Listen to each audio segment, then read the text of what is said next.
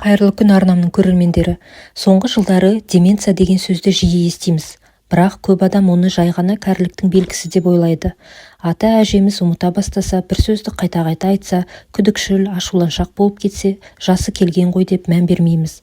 Ал шын мәнінде бұл қауіпті аурудың алғашқы белгілері болуы мүмкін. Бүгін біз деменция деген не, қалай басталады және не істеу керек, соны талқылайтын боламыз.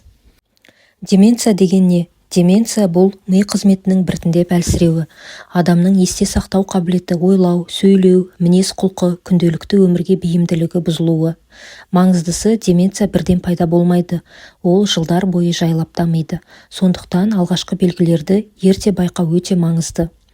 Көпшілік байқамайтын белгілер: жақында болған оқиғаларды ұмыту, бір сұрақты қайта-қайта қою, заттарын жасырып, кейін біреуден көру, күдікшіл, мені алдап жүр, менен ұрлады деу, ұйқының бұзылуы, түнде ұйықтамай, күндіз ұйқышыл болу, мінездің өзгеруі, ашуланшақтық, жылауықтық.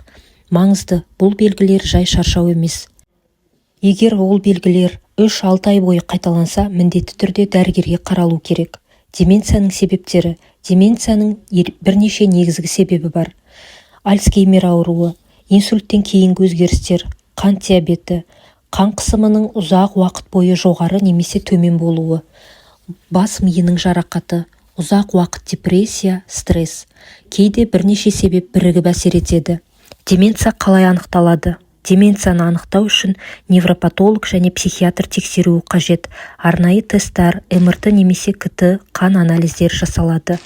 Тек анализдер таза деп деменция жоқ деуге болмайды. Бұл клиникалық диагноз. Деменция емделе ме? Көп адам сұрайды, деменция жазыла ма? Ашық айтсақ, толық жазылмайды. Бірақ уақытында анықталса, дамуын баяулатуға болады. Дұрыс ем, дәрі-дәрмек, режим, миға жаттығу, күтім арқылы адамның өмір сапасын ұзақ уақыт сақтауға болады. Бұндай жағдайда туыстары не істеу керек? Ең бастысы, ұрыспау керек. Дәлелдеуге тырыспау, сен ұмытып тұрсың деп айтуға болмайды.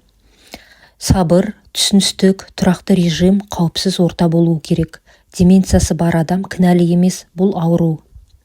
Егер ата-анаңыздың немесе жақыныңыздың мінезі өзгеріп, ұмытшақтық көбейсе, оны елемей жүре бермеңіз. Ерте анықталған деменция адамға да, туыстарына да жеңілдірек. Алдағы шығатын пайдалы видеоларды жіберіп алмас үшін арнама тіркеліп қойыңыздар. Келесі тақырыпта деменциядағы психосоматика жайында айтатын боламын.